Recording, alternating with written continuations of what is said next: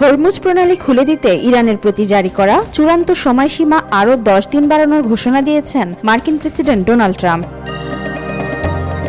ইরানের সঙ্গে আলোচনায় অগ্রগতি হচ্ছে এমন দাবি জানিয়ে বৃহস্পতিবার নিজের এই সিদ্ধান্তের কথা জানান তিনি।